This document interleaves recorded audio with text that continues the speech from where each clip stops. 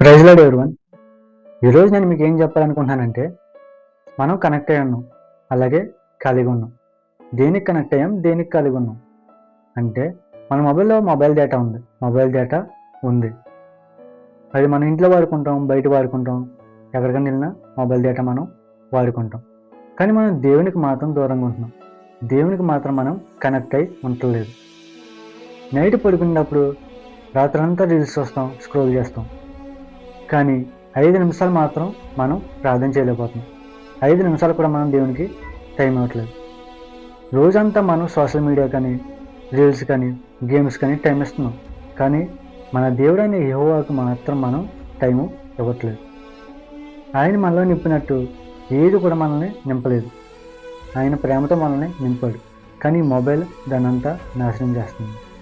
కాబట్టి దేవునికి ఎక్కువ టైం ఇద్దాం, సోషల్ మీడియాకి కొంచెం తక్కువ ఇద్దాం టైం.